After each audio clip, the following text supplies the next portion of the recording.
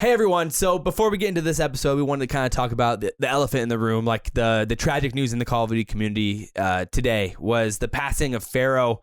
I think it hit all of us pretty hard, and like I know the second I saw it, my heart dropped. Like it was just the worst news that we could possibly see in the community, from the community, and obviously like before like we get in the podcast, we wanted to talk about it and kind of address it up front because it's a little bit more sombering than our average podcast where we're kind of joking around and having a good time. So overall, I think all of us, our hearts, our thoughts, our prayers are with his family, his friends, and like, everybody like affected by his passing. And it's just a horrible situation. And never miss the opportunity to tell people that you love them, because that's definitely important. And I think just all at the end of the day, all of us, our hearts, our thoughts, and prayers go out to everyone affected, and those closest to Fero. It's got to be absolutely horrible. So, man, rest in peace.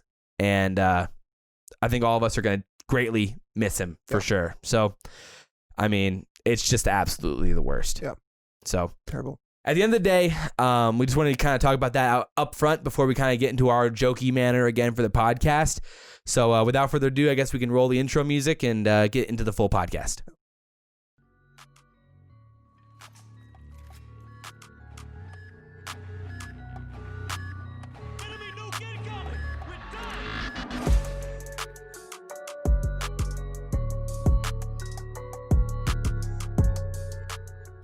Hey everyone, and welcome to the Best of 3 Call of Duty Esports Podcast. I'm your host, Josh. SalvationsElite to my right is Bash_Bo3 Sam.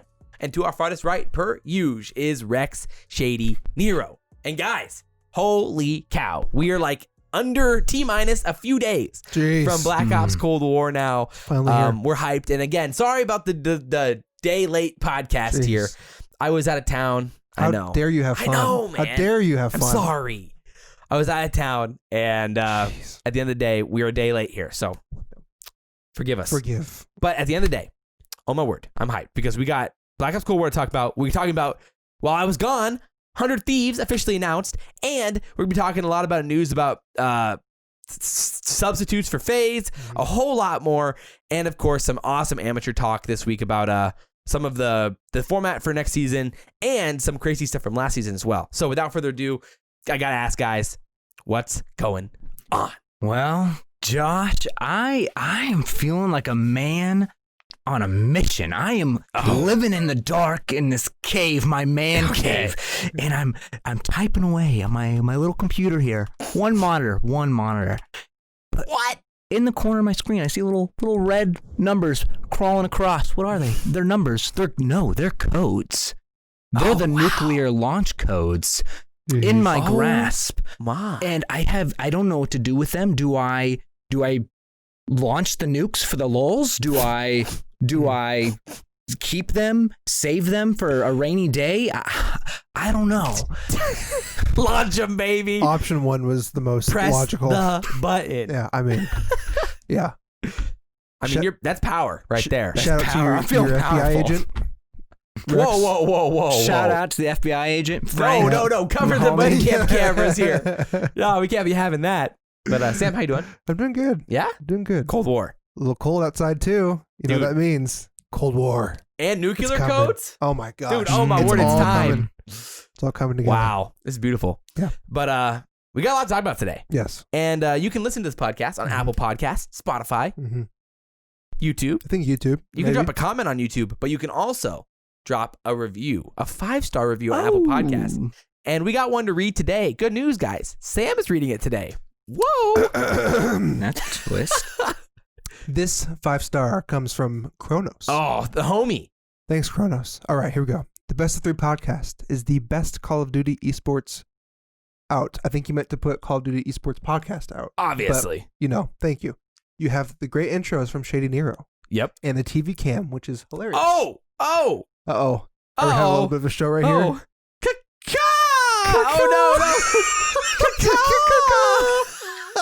no. It's here now. Anyway. Then you have Bash with the contagious laugh. Thank you. Oh, yeah. That's the thing. Finally, you have Josh the Grinch Finally, you have Josh the Grinch who stole IW from all the little kids of Codtopia. Yes. What is happening? The truth. Josh is the info main person, but has terrible task in COD's IW. Oh, taste. Terrible taste. Terrible taste. Okay, so you meant taste. In Infinite Warfare. Infinite Warfare. Cough, cough. Yeah. Also, Josh, this is Kronos, the one and only. And Bash, he is Kronos, the homie. And ShadyNero. Tell Josh IW is a of. Also, typos here. Oh no. Is a of the best pubs comp CODs. Is one of the best. Okay. All right. Which is definitely not true. Maybe I'm biased because OpTic won champs that year. Which I mean, it was thanks a for the great review, year. Kronos. Yeah. So thank you, Kronos. I apologize. I didn't do it justice, but that was a fantastic. I don't know, man. IW was hot trash. That's just facts. It was a little fun. I mean, again, competitively, it was like, fine, you know, but like. It was our last uplink. True. So I'll pour one out for uplink. Yeah. But yeah, Love I mean, uplink. We've been doing lately, we've been kind of opening up the shows with our quick question. Yes. So today, our quick question is, who would you rather start a franchise with? Octane or Formal? So if you were literally so if you were literally a CDL team getting the league this year and you can choose between Formal and Octane, is it even close for you? You're taking Formal, Sam? Absolutely, I'm taking Formal. Why? That beautiful man. Just looks alone. It looks alone. It would do it for me. However, if I am to remove my bias out, which is impossible, your sexual bias, you have a man that is gonna bring so many views to your org, so many views. You have a man who is a phenomenal main AR, and you have a man who is willing to grind the game in and outside of scrims. Yeah, that's huge. Yeah. So those are my reasons. I would argue that Formal, he has not been posting content at all. At this point, he's just a name that's on the legacy team. He streams, granted. But I don't think he really cares about producing content so much. And Octane, as you can see, is on his way up. He's arguably the best AR in the league. And I think he has potential to even get better content. Yeah. So my pick's Octane for mine. I mean, his branding will grow. Formal, you get an immediate boost of branding. With Octane, it's going to be a growth, but it's more brand-wise, I think Formal still has the edge for sure. I mean, people follow that team for sure, yeah. But how long is Formal sticking around? Right, forever. I mean, probably for a while. I mean, he's still no life in COD, that's for sure. But I mean, at the same time, like, right? I mean, Octane's been the better player for like a little while now. I mean, at least a year and a half, 2 years. I mean, I don't want to be the one to say it, but I will. Where's that sad pog face? I can't even do it. Oh no! There it is. But I don't know. I mean, from a COD perspective, I think I'd probably rather have Octane at this point. Blasphemy. But it's really close. I mean, obviously you can't go wrong with Formal at the same time. And you can't go wrong with Octane, I guess. Right. Formal's potential for like superstar power coming out. Like for some reason you're just like, Formal might just win. Like just because his team does that. I mean, again, and you could argue that Seattle tried to build a team around Octane and it didn't work, and it completely collapsed. So you could argue that route too. That just they did try to build a team around Octane and it didn't work, but. You know, I don't know if that's necessarily the most valid argument with the unfortunate circumstances that kind of happened for why Octane even ended up in that roster in the first place. But so I'll lean Octane like 55-45. But I mean, come on, I can't go wrong with Formal at the same time. So I mean, Rex, are you for sure you're on the Octane side too? I'm on the Octane side. Okay, that makes sense. Yeah, I think that's about right. But okay. With that said, I think we can get right into the news of the week. Let's do it.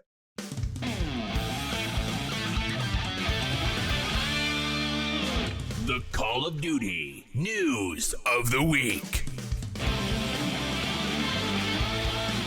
So, news of the week, baby. What a great drop. I think we got to open up with the juiciest news that we've been waiting for a while now. And again, this happened on Friday, but officially, LA Thieves announced that they have joined the Call of Duty League. So obviously, we were waiting on that announcement for a while now, but it finally happened. Yes. And the announcement video has over 2 million views. Jeez. they have a That's ton crazy. of Twitter followers already. Yeah. And it's been going very, very well for them. It was a really interesting announcement.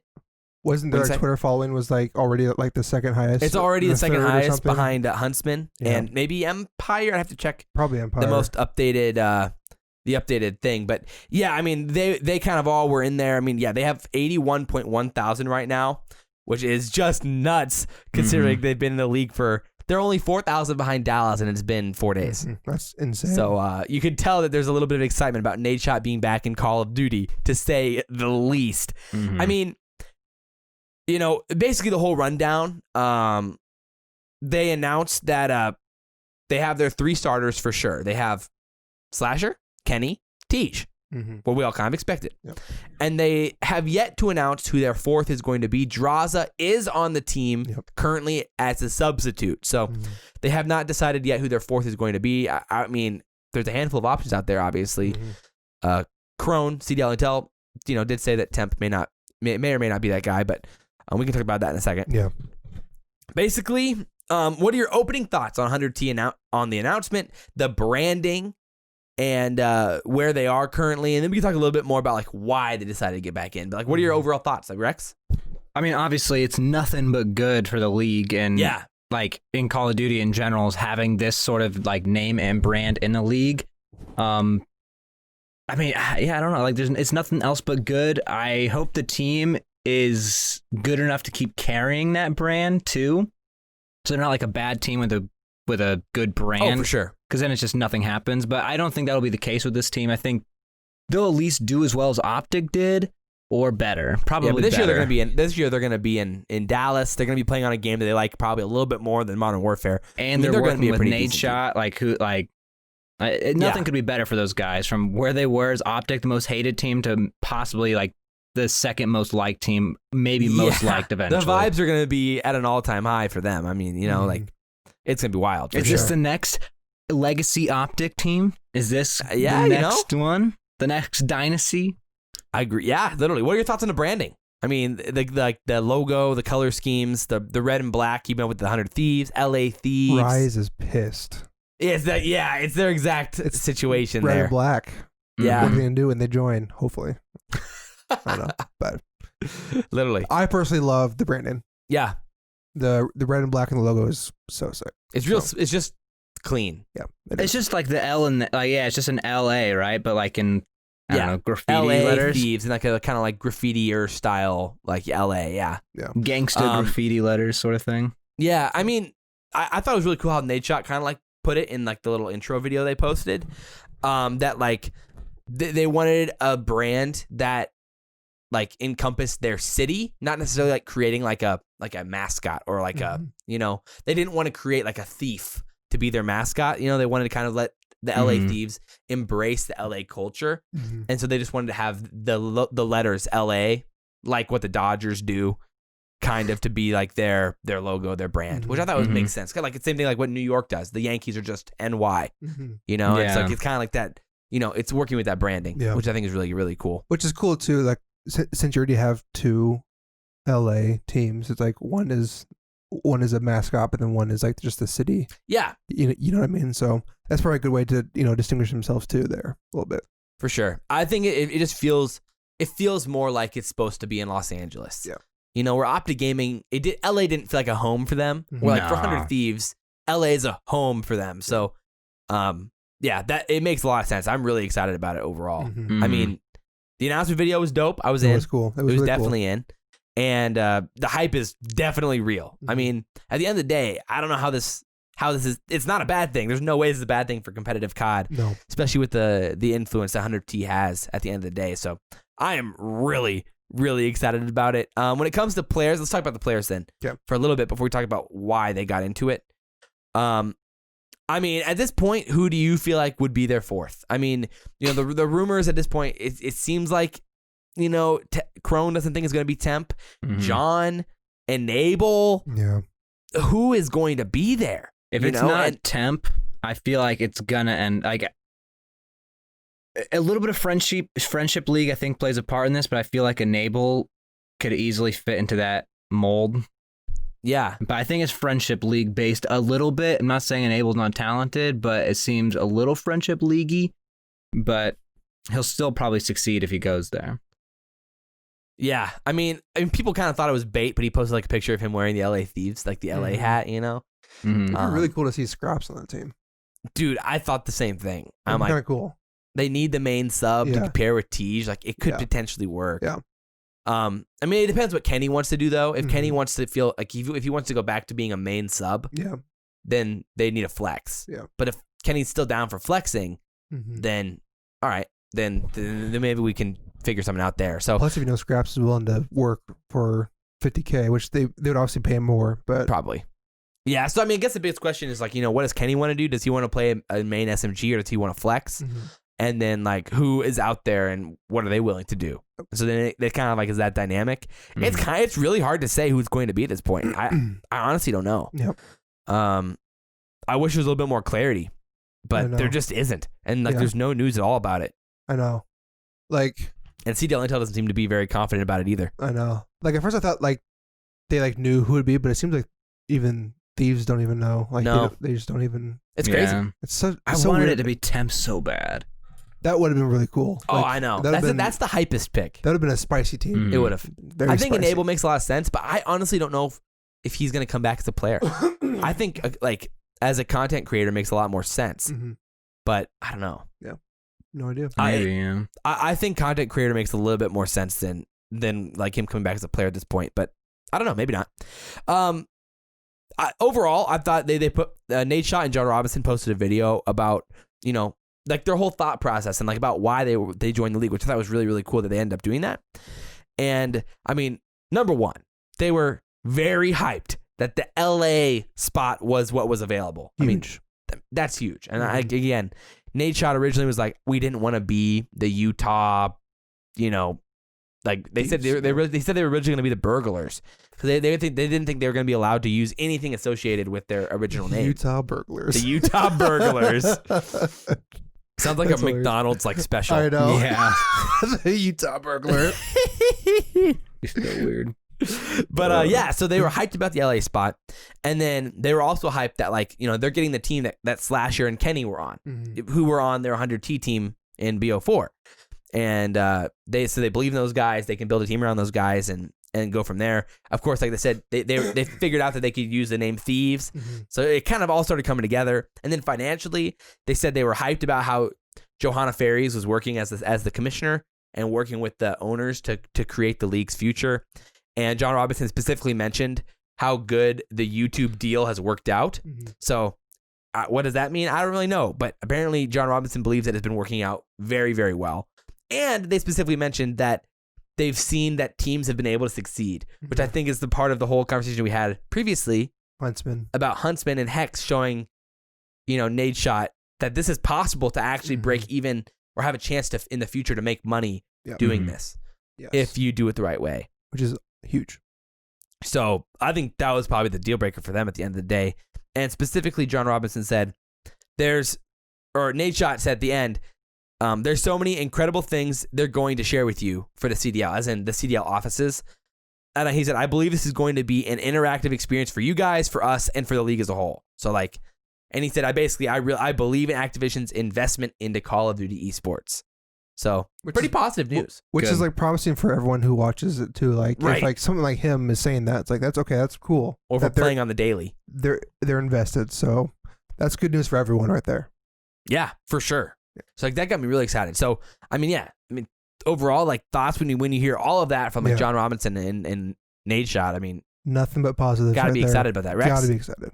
Yeah, I mean, yeah, of course it's exciting. I mean, if I know, like, they weren't, I guess, comfortable with it before, and I remember them talking about that, but it's cool to see that, like, that's, like, in 1 year, it's been, like, 180 turn on that. Yeah, Nade Shot like literally 180'd. So the league must have done, even during this virus, like, must have done really, really well for what it was. So, like, what is going to happen when we have LANs? Like, it's going to do even better, you would think.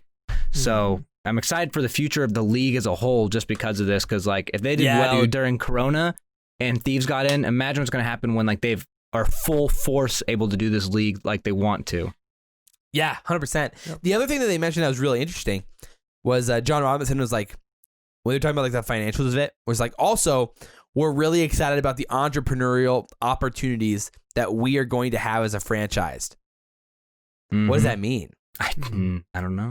Because I'm wondering if that means creating in-game things, like launching in-game content for fans to buy. I'm wondering if that means that we're going to have custom jerseys next year, where you can set and you can have custom merch, which we don't have this year. It's only league ordained merch, you know, and you can't buy the official jerseys. So I think those types of things, like that's where 100 Thieves can absolutely murder it, is in the merch sales and jersey sales and apparel sales. They're going to absolutely murder it. I feel like there's going to be a big integration of competitive into COD as the years go on here. I agree. During the league, is like entrepreneurial opportunities could be like, as we go on, multiplayer is going to turn more into like competitive. Like you sign up to do, like the whole point is doing rank, but like they're trying to build to this very like complex thing. Like Call of Duty is already turning into this complex thing with Warzone, and is now carrying over with this. And then there's going to be global leaderboards, like this whole crazy thing. It's like, it's setting itself up right to like have this big competitive aspect to it. And I think it's what that entrepreneurial opportunities could be referring to. Yeah, that just piqued my interest when he said that. I'm like, entrepreneurial opportunities. Yeah. I'm wondering what he meant by that, you know? I know. So I agree. I mean, anything that like comes to like the design aspects of things and things that like teams themselves can put into the game to sell to fans would be really, really interesting. And I'm wondering if that is like part of the deal in any way, which is going to be really fun to see down the road. So, I mean, you know, the other, obviously, like at the end of the day, I think we're all hyped about it. 100 Thieves, great news. Great news. LA Thieves works perfectly for them. And they are officially part of the CoD League, which is the most hyped news we could possibly have. The other question that still hangs is, you know, what's next step for Hex and the rebranding for the Huntsman? Yes. Is this actually happening? And we've already talked about this probably like for 3 weeks now.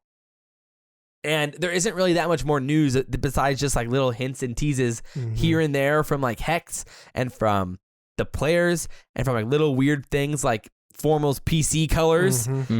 Like he posted, there was a picture of Formal's PC where it was like much more of a lime green than it was a Huntsman green. Sure was. And things like that. So it feels like it's inevitable at this point. I know. Which kind of along with this, did we ever talk about this over the weekend where Call of Duty's website does not list Paris as a team anymore? But they did fix it. That. Did they really? They did fix it. Okay. I'm an idiot then.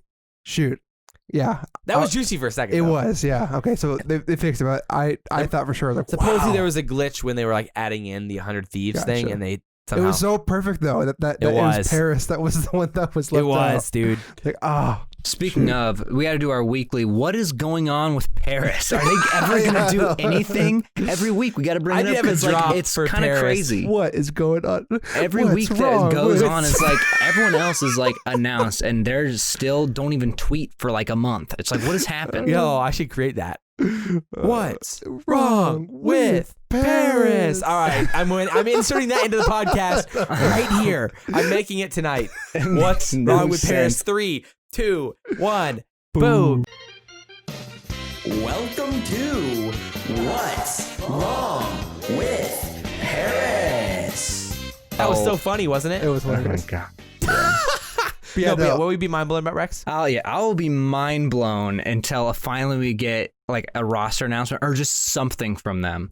Dude, it's not gonna happen. I mean, like literally, they don't even tweet. They don't exist anymore. Like it's not gonna happen until after the scouting series, and that's in early December. So we're not gonna get a roster announcement from them until probably around Christmas or early January. They better be doing like a big overhaul. Like they better not be picking up like bad players. Like they better be like a crazy team announcement. Like we're picking up these guys, and it's like 4 guys. Like, oh my God, those guys are actually really, really, really good. You know? I mean, we picked up like maybe they pick up like Team Singularity. Like gonna pick up? They do something like Jesus, that. Luke Skywalker, Thanos, and Mickey Mouse. Like who's gonna get their team? That's what I'm saying. Like, they're branded as like the bad team. They only get bad players, but like they can choose whoever they want. So like they're gonna end up either they're gonna keep like kind of pushing this weird branding angle, or like they're gonna just do a massive overhaul and be like, we're just grab the best players we can and go with it. At this point, they literally have to pick up Thanos with the 3-piece. Oh my word! Like, I feel like they might take a big risk and like pick up a Singularity or War or something. That's my hope. If they do that, it'd be like, okay, I kind of get it. Yeah. Plus, they kind of got hype around their roster now. Like, everyone wants to know, and like everyone's talking about it. Agreed. Oh jeez, yeah, wow, what a roster. But yeah, no, at that point, you Mickey's just need going for the ninja. Oh my God, you're I can't believe we're still on this. All right, what's next? Anyways, He got the defuse. Oh my word. Anyway, yeah, yeah, the Hex Rebirth. yeah. No, at the end of the day, I mean, Paris, again, probably not going to get an announcement until, I would imagine, early January, which is absurd. But at the end of the day, when it comes to other news that happened this week, one interesting piece was that Sib was announced as the sub for FaZe. Pretty cool. For Atlanta FaZe. He's announced as one of the subs, so we got another sub announcement. Okay. I mean, he's back. He's back. He made it. I mean, there was a last year he got dropped from FaZe for some things he said. And now he's back on as an official sub. Yeah. So, I mean, again, he's deserving, though. He's really good. He is a really good player.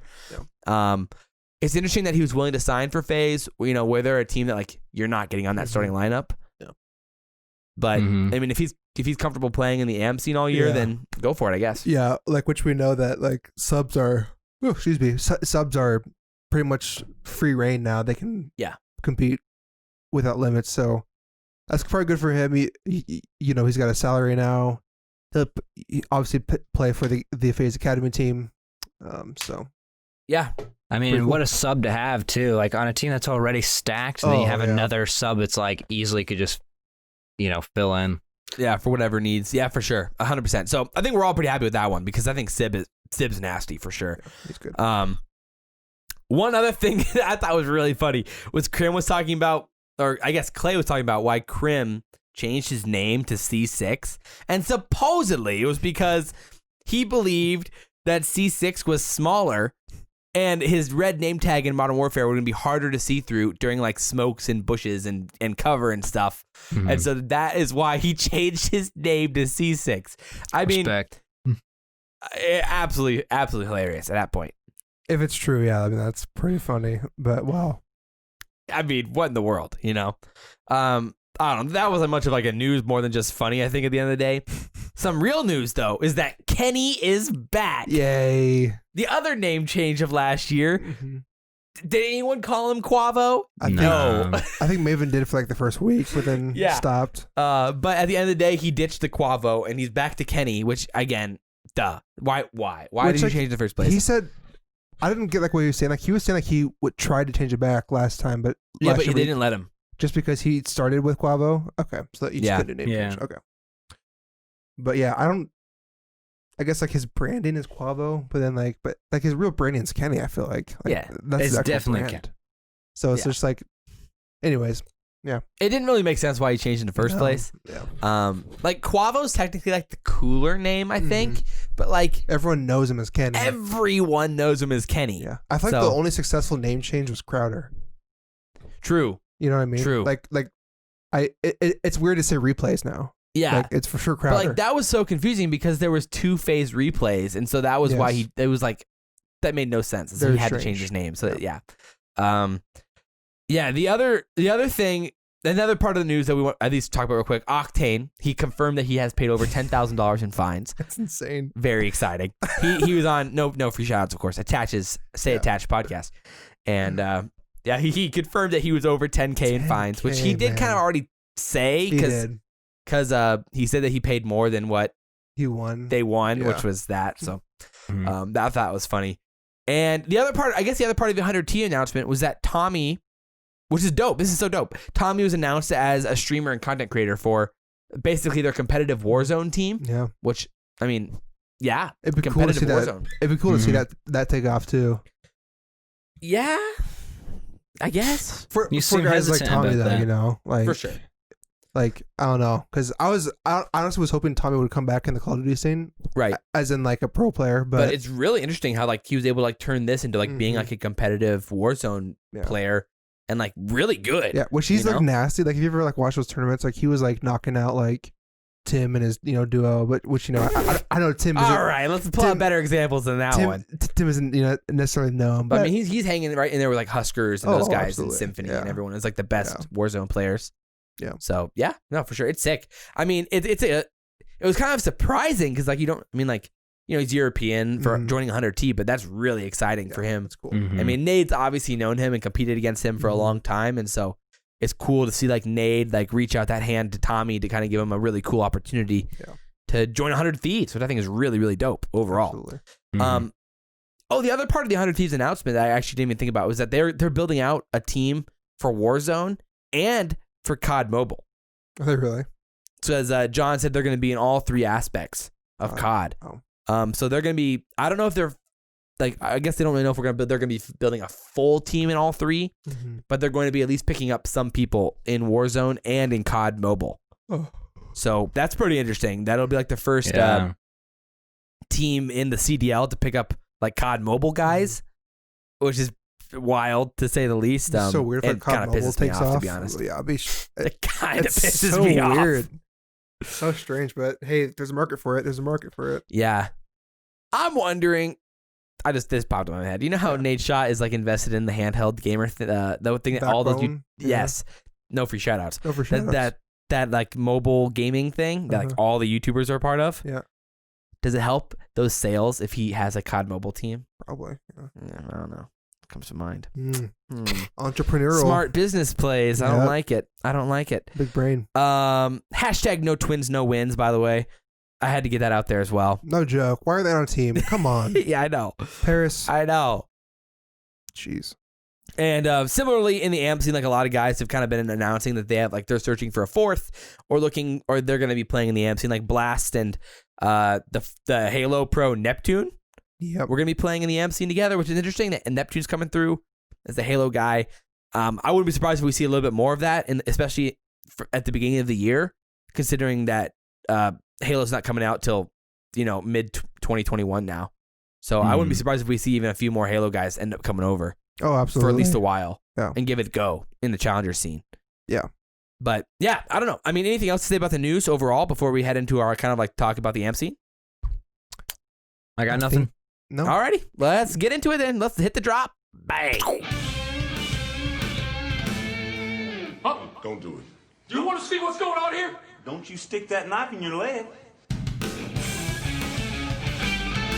Alrighty, so this was a pretty interesting. I wasn't expecting on having this conversation until seeing an awesome conversation that no free shoutouts. This is a free one for sure.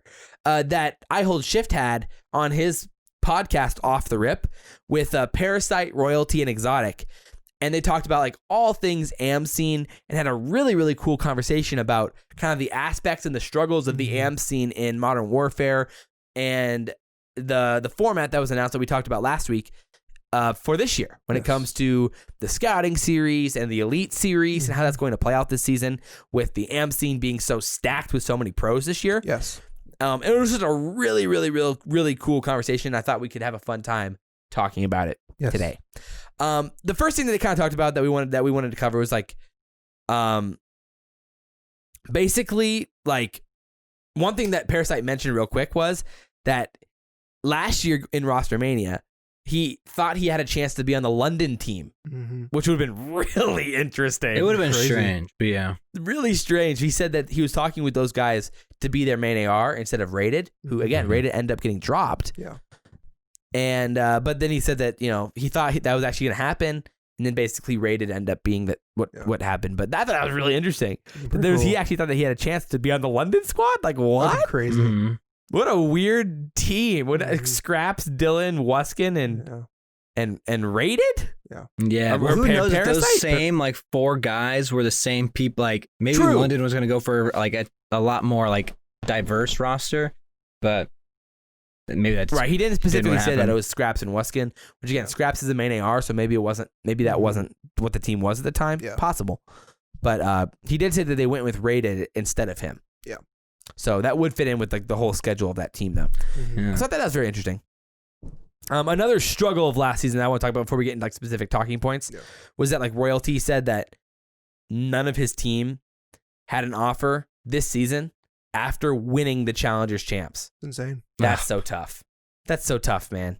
I mean, again, it's a fallout of the whole 4v4 change, but like, man, they dominated the second half of the year in the North American scene, and that whole squad. He said, yeah, I feel like my team should have had at least a few offers. You know, Standy, Nagafin, Tyler, DiamondCon, like Tyler's fellow, like.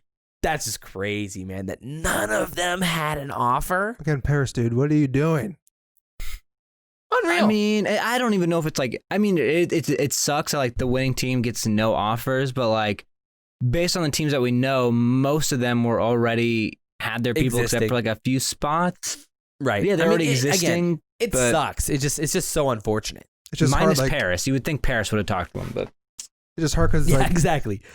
The like upcoming players, when they see that, it's like, well, what's the incentive to play in Challengers? It's like the top team got no offers. It's like, well, yeah, is that going to change Which for is, me? I think, was the kind of the big talking point of like their talk then from there on out was like when it came to this format for this season about, you know, what do they need to do for the AM scene to bring enough value for guys to stay around. Yeah. And have the opportunity to play, which I think was a really interesting conversation. Basically about like the Challengers Cups and how that plays this year, along with the Elite Series and the Scouting Series. I mean, like when it came like the format for this upcoming season, I think they were all pretty excited about it. I think so overall, and the I don't know. I mean, at the end of the day, they felt like with the Scouting Series, like. Did their opinions on the Scouting Series change your opinions on the Scouting Series at all? I mean, I don't think they didn't really have bad opinions about the Scouting Series.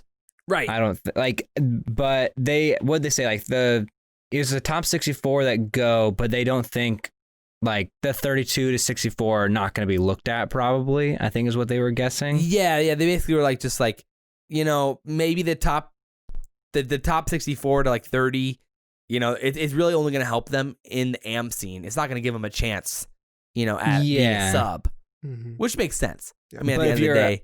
Yeah, and if you're a top team, like it gives you a better chance to, I guess, interact with these coaches and pros and just like networking, basically. Yeah. But that can go for everybody that's there, too. They kind of all like were like, yeah, I mean, it'll be taken as seriously as the teams take it. Like if the teams are really like about, you know, trying out some things with this and meeting certain players and trying to build different types of rosters and experiment with it day to day over the few days, which it does sound like that, you know, there will be a different like organization of like how the teams are organized every day. So we should have quite a big variety of rosters, which is interesting. It's going to be cool because it's going to be like, I hope that the coaches don't just like set it up like an eighth, like, okay, these four. Like, I hope they have going in, like, all right, I want you playing OBJ this series. I want you doing, like, I hope they like kind of in a way assign these roles to people to kind of like test them out. Because then it like, oh, I'm supposed to be an OBJ. I don't have to go and, you know, kill whore everything. Like I'm supposed to play the OBJ. It'll alleviate some of the pressure from like them having to play like, yeah, like if the coach is like, we want you to play like this time, then it's like, okay, you know, they won't judge me for going, you know, 3 negative because I was trying to be a support player, running the smoke and running the trophy or whatever, you know. So I think if they do that, it actually could provide maybe a lot of insights on who is a flexible player who can do multiple things for a team, which is maybe something you want in a sub who can come in and do anything. Yeah, for sure. Like that was like an interesting take from them. I thought that was really, really cool about that. Overall, like I think it got me a little bit more excited about the Scouting Series. Originally, I'm like, this is gonna suck, but they always seemed like they were gonna be trying pretty hard during it, and so it got me a little bit more excited about it overall for sure. And then like when it came to like the whole season as a whole, I think they all felt like it was a pretty good idea for the Elite Series, which they compared to the Nationals. Yes, the National Series. I think that's what it's called. Yeah, I in think World War II. It was the 2Ks that led up to the Nationals, which was like the round robin circuit thing. Yeah. So I'm pretty sure Parasite was convinced it was going to be like basically a mirror of World War II, where you're playing these Challengers Cups, get pro points seeded, then you play in the Elite Series. But this time, I'm sorry to cut you off. You're good. The difference is that they'll have like dedicated hosts and broadcasts and a real public schedule that's really easy to find.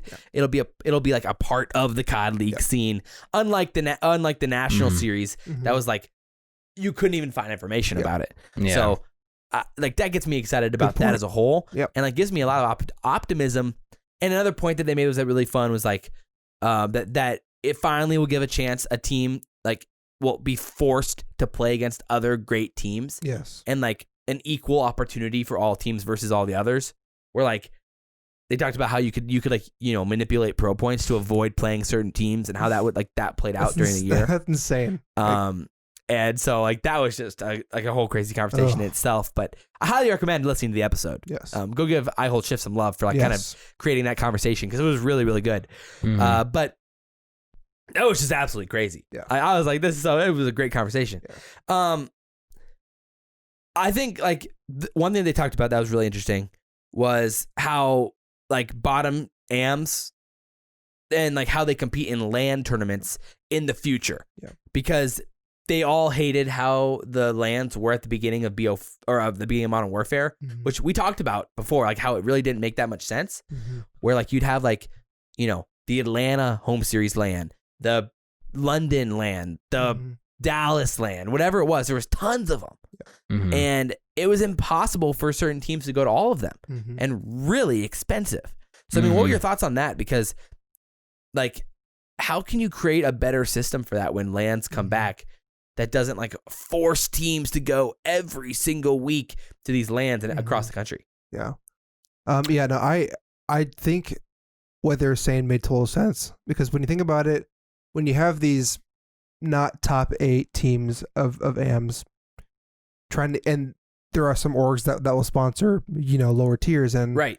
They're trying to get the orgs to sponsor them to go to these events. Well, it makes no sense for these orgs to shell out, cash for these weekly LANs when they're probably going to see no returns. Even if you win, you're really not making back your money. So it's like, how about we like have this system where pretty much if you're say top 12, top 16, whatever it is, pro points, in pro points, you're not expected to go to these LANs. Like you should be, maybe not required, but like really you should be competing at home until you're at that level where you're playing in the Elite Series. Yeah. So then it like saves orgs a lot of money.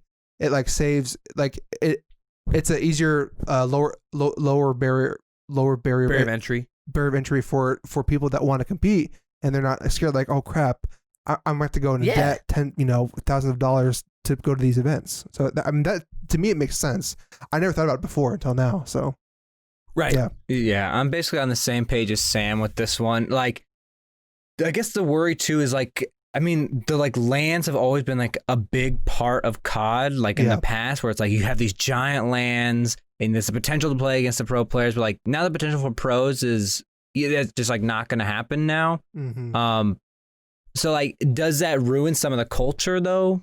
You could ask, like by eliminating like a big portion of people who go to these LAN events are playing in them as well. That is true. Like, part of the like the magic of Call of Duty, if you will, is seeing those teams, that no-name team come up and oh crap, they made it out of pool play or they made it out of open into pool play, and it's like, what in the world? So yeah, like maybe that's where you have like 1 to 2 major open, which I feel like we continually discuss right the difference of formats. Oh man, it's just like it's so tough because the attendance of the open the attendance of the LAN events has always in the past in COD been so heavily influenced by the open brackets. Where like if you have at a convention center, you have an open bracket of 150 teams, you're playing 5v5 in BO4. Yeah. That's like 750 people who are now attending the event. Yeah. Who would have otherwise maybe not have attended the event, or maybe they it depends how much they're whether or not they're coming or not. And they paid to have their team go there. Oh, right. Yeah. A lot of revenue generated. Probably the spectator pass is like, I mean, I don't think that's really going to go away because it's just it's a money grab. Yeah, but at the same time, this year though, I mean, it really wasn't that like that. I doubt if you only had like 30, like at the Atlanta event, there was only 30 teams there. because it's like there were so many events that great teams couldn't even justify going to every single one. Yeah. Mhm. And so it's like that was just outrageous. I think I do agree with like Parasite and like how they kind of like, you know, talked about that, where it's like there needs to be some sort of like online system, and then every so often you have the major LAN events for the open, for like the amateur scene, where then you have the big 150 team open brackets. Yeah. That they all like, so you have like 5 major AM events, you know, where you have the 100, 150 team open brackets, and then the rest is online. Yeah. And so it would actually work very similarly to how the professional COD was organized back in the day. And maybe you literally, like, this is actually something I think we talked about before, is that you literally just take the exact format of competitive COD pre-BO4 and apply that to the AM scene, where you have to earn pro points, and then the top AM teams qualify for the league that play at these open events. Yeah. And then you just take the exact format from previously and apply that to the amateur scene. I think that'd be But really they fun. didn't necessarily like that system either, because you had to play your game battles all the time. Yeah, So, I mean, like again, in World War II, I remember at the beginning, everyone's like, "Oh, gotta get our whatever." yeah, that was terrible. But 7 I mean, at game the same battles time, in. the game battles are the biggest issue. But if you have a lot of online events that, you know, give you those pro points leading up to these major events, then that's the key. Then like you know, maybe you distribute the pro points more. Right. And that's what they mentioned on the podcast. Yeah.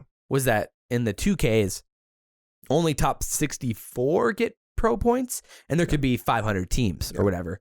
But like they said, instead of forcing people to grind pro point GBs every day, why not just for the 2Ks every Saturday distribute them all the way down to the 0 place, the last place, and you know, give them like 5 points for playing, and then the winning team still gets a few thousand, and that'll still distribute pretty evenly, which I think is like, that makes sense. Yeah, because then like then that useless grind for GBs for the top players are just like, because even no the AMs point. right now have to play like 5 a day, which is like, you know, It's crazy. could be an hour and a half, 2 hours of their day just playing GBs against absolute scrubs and just smoking them constantly. That's painful Oh, absolutely. for any of the top AMs. Mind numbing, you could imagine. Yeah. You know, be crazy.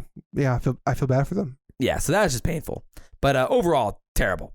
So, I mean, one thing like they did talk about was like interesting was like the substitutes in Cold War and like how that could play with like being a sub in Cold War, and they debated like, all right, would you rather be a sub like in Modern War? Like they talked specifically about looking back on Modern Warfare. Yeah. Like, did you think it was better to be a sub in Modern Warfare, blah blah, versus like in Cold War, like like if you're offered a sub spot, are you taking it? And they're basically like, yeah. Like this year, there's not really any reason not to. No. Yeah. But like thoughts on like how substitutes could be used this year any differently? Yeah. My initial thought was like maybe with a larger pool of players, like you could get like more specialists for certain The S&D modes. guys, or like, you know. But then like with 4v4, it's like you kind of want that main chemistry with those That's four the guys. biggest problem with like people like saying it's possible. Is like, are teams really willing to give up like certain hours of practice to play S&D to specialize with one guy? Yeah. I just don't think it's How much of an advantage is it? You know? Yeah. It's hard to say. Yeah. So, unless you get like an S&D team. Although, how many subs are they even? Are they only allowing one sub now, or can you have like 2? I think a you're Toronto like, you roster could in theory ultra have like thing? 2 different players. Yeah. I think. Okay, so you can't have like 10 players like Ultra had. No, you anymore. could not have just an S&D roster. Yeah. Okay. So like a specialist, I mean, I doubt it's going to happen. That's tough. One thing that I thought that Parasite made a good point about was how like last year teams basically were just really stupid with their substitutes.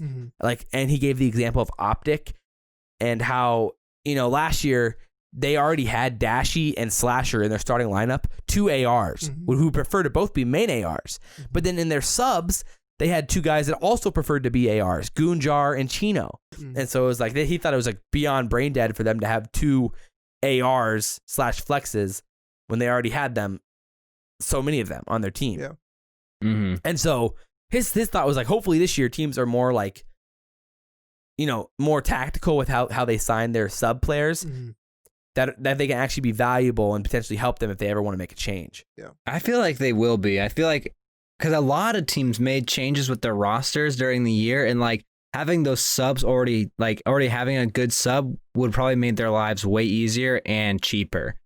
Yeah. So like I feel like people are gonna be smarter about their subs this year. Yeah, I agree. Mhm. I mean, you look at like, I don't even know, maybe like Minnesota, for example. Like if they didn't just sign guys, I mean, maybe they tried to sign guys who they thought could help them, but obviously it didn't end up working out for them at the end of the day. Even though Exceed, it wasn't too bad for him at Champs. But yeah, I do think that like if teams can like really sign guys who they believe like they can sub them in and they will be solid. Yeah. Mm-hmm. And like it seemed like Huntsman did, like they kind of did that with General. They were like they decided to go in on a guy who they really believed in, and we saw him. When they were like in between in stages there with Gunless and Persini, he was playing and he was actually pretty good. Oh, yeah. And like looked like a competent player. Mm-hmm. And so hopefully more teams are smart like that and actually sign the guys who deserve to be signed, not just because they're friends with the boys, but because they can actually help them win matches this season. So without further ado, let's head into our talk about Black Ops Cold War because we got a whole lot to talk about. And my goodness, it's ridiculous. So let's get into it. This is the price we pay for what we do. Oh, baby. Wow. Black Ops Cold War. What are you going to do? So let's start off with the hot spiciness of this supposed leak that gets me really, really worried. Okay, this is red alert. Yeah, it is. This is the worst case scenario. I mean, right now, the supposed leak was that we are only getting 8 maps at launch. Oof. That is a knife to the heart. It is. Like, what? And like, this is a pretty reliable leaker who is dropping this information. Supposedly, because I don't know if you guys saw that, like some people were able to pre-download it way early for some reason. It was a glitch. Yeah. And some people have got into the game, and the PC guys have gone to work to try to like port it. Those guys. Those guys. Yeah. And supposedly the maps are Armada, Cartel. So we have all the same maps from the beta, including the 2 12v12 maps / ground war maps, which apparently in the 6v6 mode, it's only like a portion of the map that is playable, including Armada and Crossroads. So Armada was the ship, and Crossroads was the snow map with the tanks. But apparently somehow that's only they like lower it down to 6v6, and then there's 2 new maps, Crossroads and Garrison. Oh boy. Oh boy, dude. Man. I mean, supposedly we're getting 3 more maps in December. But I'm sorry. Checkmate and Garrison. And what did I say? Crossroads? Oh yeah. Checkmate and Garrison. Yeah. But supposedly we are getting 3 more in December, but like again, BO4, what did we say BO4 launched with? 12? Was it 12? Or 11? It was either 11 or 12. Jeez. So it's like that's a depressing amount at launch. We have 8, and then Cartel and Miami are 2. I mean, let's. Do you want to go through like each map here? So like Armada, they're like scaling it down to size for 6v6. Supposedly, it might just be the middle ship of the Armada 12v12 map. Do you think that's good? USS 4v4? Texas? Do you think that's USS a good 4v4 Texas, map? S&D, World War II? maybe. Yeah. There's no way it's Hardpoint. No. Maybe Control because it's kind of like a linear like spawn system. I could see that in S&D. Maybe right? S&D and Control. I didn't mind S&D on USS Texas on World War II, but like I didn't mind it either. It was just kind of like but it's not totally built the same because like you can like swim down there and I was just I was trying to get like a little bit of picture, but it's just a boat. Yeah, just a boat. And then what about the swim? I bet they take the swimming out for the 6v6 probably. Yeah, there's no way you can jump off the boat, right? No way. But you can climb, I bet you can because you can climb the ladder down there. But for 6v6, they probably will take it off. But how? What are you gonna do? Put cement in the ocean? Like you gotta be able to swim. You just put it out of bounds. Crazy play. Yeah, just put out of bounds. Like the longest flank of all time. You're swimming in the water. He's swimming all the way around. That's how Clayster falls off the map. He just a huge flank swims over to the other side. Yeah, maybe falling in the water, you just die. Yeah. Maybe. But I don't know. Crazy. That's crazy. I'm not sure. Got Cartel, which that's just not going to be a competitive map. Well, if there's only 8 maps, then it's going to have to be. Yeah, we might end up only with like 4 competitive maps. Like, okay, I mean, obviously Moscow. Yeah. Which will be Moscow all 3. It'll be Hardpoint, S&D, and Control. And Moscow is going to have to get in. I don't even think it's like the best competitive map, but like it's the best one we saw. and like it's not terrible. I mean, Satellite's hopeless. Satellite's hopeless. Here's the thing with Miami's Cartel, hopeless. though, is Cartel's layout isn't bad. It's I don't think just so either. the like openness in the middle with the foliage is horrible. So bad. It's so Garbage. bad. It's So it's so like, bad. like How do you play S&D on that? I don't It'd know, be but painful. that's like one of like the like more truer 3-lane maps though. How do you play anything on You Cartel? know? Anytime a zone goes to the grass part, like it's just like if you It's just die from the grass, it's like okay, insane. like Just lob names. I think I'll end up playing Hardpoint on Cartel. nah. Probably S&D. Yeah. Or probably Control as well, not S&D. I don't think we play Yeah. S&D on Cartel, but I think you do play Control on Hardpoint. Yeah. If we only have 8 maps, again, we don't know how good Checkmate is or Garrison is, but supposedly there was a leak of Garrison that got taken down almost immediately, but supposedly there was a leak of Garrison, and it was like a really small map that was like not competitive, but I don't know. That was just only what I saw on the Reddit, on the Reddit thread. Yeah. I mean, from what I see, there's only like 4 maps I could see like being okay, maybe 5 with Armada.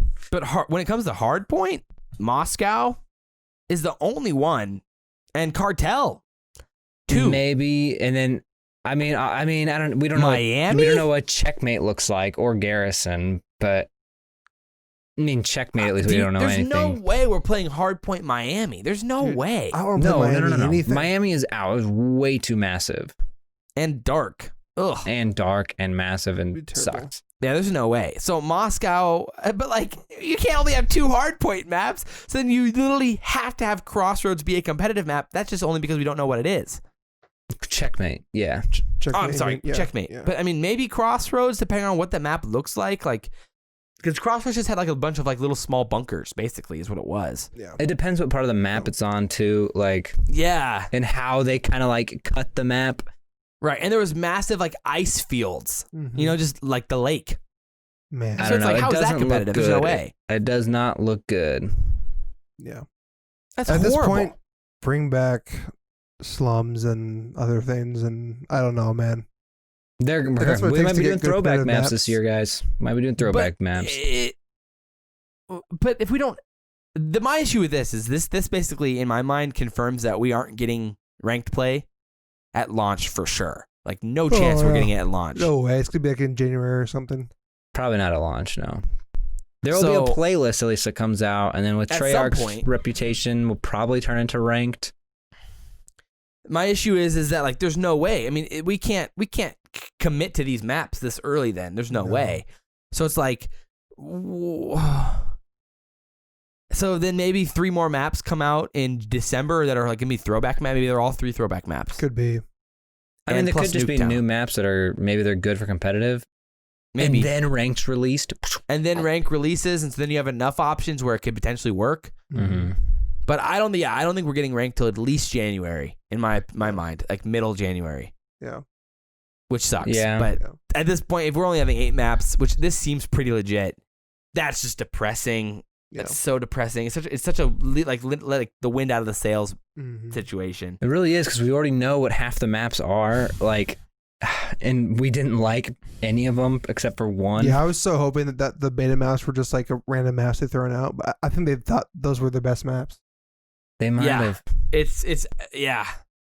Supposedly the 3 maps that are coming in December for season 1 are called Dune, Mall, and Apocalypse.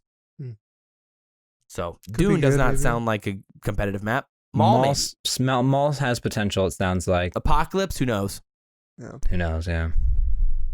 So, Apocalypse. yeah, I don't know. Yeah, I don't know. It gets me a little nervous. Unless they're going to surprise us with some throwback maps on launch. And like maybe like there's an update that comes out on launch day that kind of like, you know, does something like surprises us in that way. Yeah. Yeah. So that's the biggest question for me is I'm just not sure. I'm honestly just not sure. Yeah. But that scares me a lot. The other kind of leak that was out about Cold War was the score streaks. Apparently there's 16 score streaks. They took out the original leaker thought there was going to be 20, but there ended up being 16. Mm-hmm. And a lot of them are the same. It looks like there's the cruise missile. Yep. There's some sort of like lightning strike. We have the cruise missile, the artillery strike. There looks like some sort of bombing run. Yeah. And then like some sort of jet situation. Yes. Well, what's the one at the very back for like 500 points? An arrow? A bow and arrow? It's like a bow and arrow. Yeah. Like what is What in the that? world? Like a crossbow? It's before the RC. So and then the 1,000 one is Black Ops looks like combat armor or something. Yeah.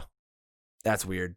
So I don't know. I mean, again, unless they give us a setting competitively to revert back to normal score streaks, then we're not using score streaks at all. But from the little thumbnail pictures of those score streaks, it looks like we could have 3 streaks that are usable for competitive. So that gets me a little bit excited. Yeah. Overall, they also announced the prestige system and there's like a little bit of a roadmap for season 1, where Nuketown will come out for season 1 as well, and multiple new maps and Gunfight will come out, which is exciting. A really fun game mode. I thoroughly enjoyed Gunfight on Modern Warfare. That was one of the few things I liked. Yeah. Cool. So supposedly, that'll be coming out in December. I'm surprised they're not launching with Nuketown. Why not? Yeah. Kind of strange. Why not? Makes no sense. Yeah.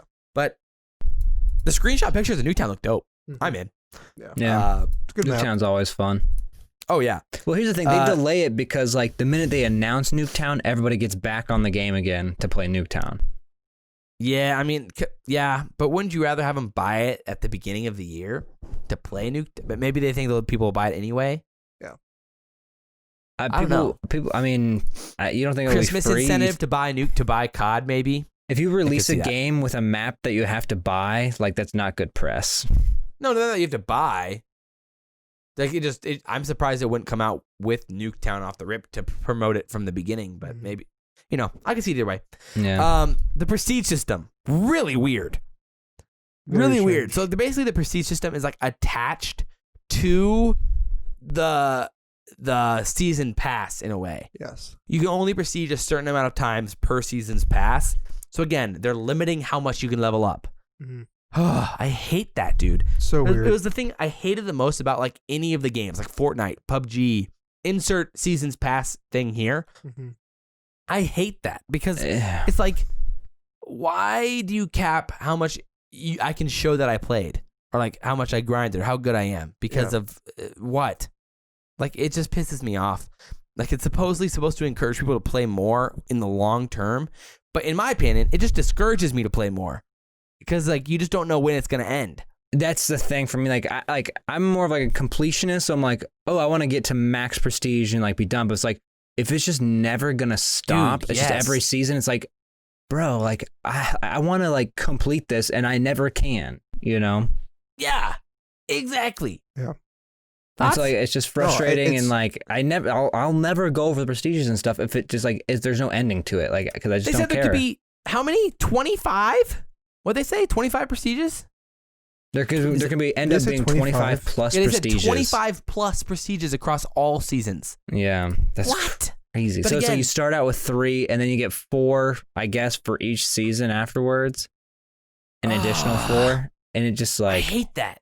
And all you get are what is like the prestige keys, which are used to go in the prestige store, which are going to be adding some things to buy a legacy icon. I don't care about my icon. I make it. Hopefully they add like, oh, you can buy operators or like skins with it and more, or like supply packs again, But man, like an icon, like we work all the way to get an icon, like. Yeah, I don't understand that at all. It didn't make sense to me. And like, again, you're still leveling up by playing Warzone and everything else across all. I mean, whatever. I guess I'm not a big fan of that in my mind. There is that like global like leaderboard that they're doing where it's like I think what's going to happen is that they're going to you play Warzone and whatever the Call of Duty is like that experience is going to carry over into Warzone, but it's also going to carry over to the next like Call of Duty of the future, like the next Call of Duty after Cold War. That global rank or leaderboard, I think, is going to carry over this, like, it'll be the same. You can keep playing on it. Yeah, exactly. Wow, that'd be it's so more weird. integrated, which is kind of nice, but also, again, I want a max prestige. Right. And then there was also a lot of, like, debated talk about the exclusives for PlayStation. I don't know if you saw any of that, but, like... I sure did. It's wild. It's insane. It is a little convincing, I gotta say, for me to play on PlayStation. I mean, I don't really care that much about multiplayer at the end of the day when it comes to like just pubs. Obviously, I care about multiplayer, but not as much pubs.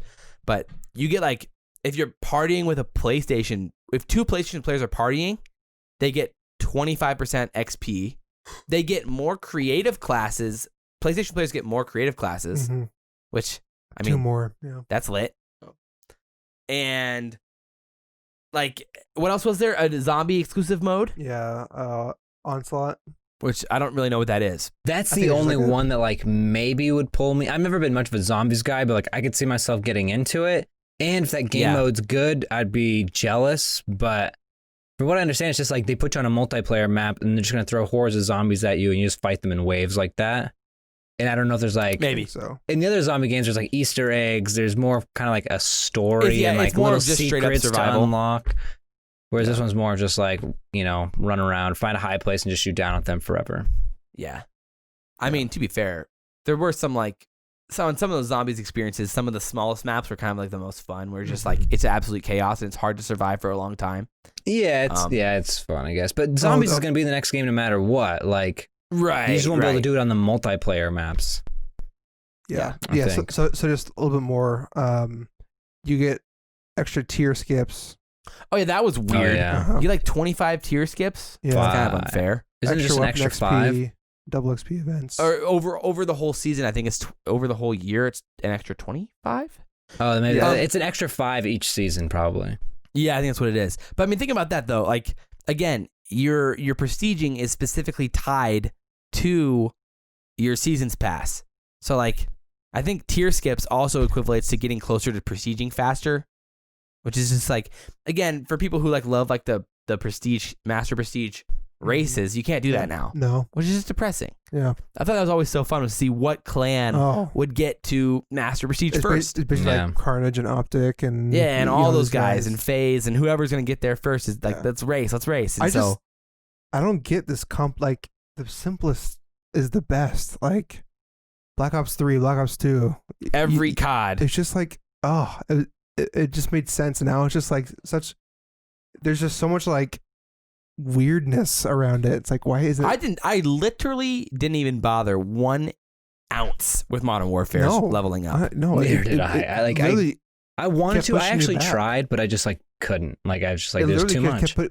I hated it. It pushed you back It every pissed me single off. season. Yeah, It's like, why? there's literally no point. It pissed me off. And it's like, I mean, yeah, I in BO3, I love seeing my little like numbers, like master Mhm. prestige level, like whatever I was, 400 something or Yeah. whatever.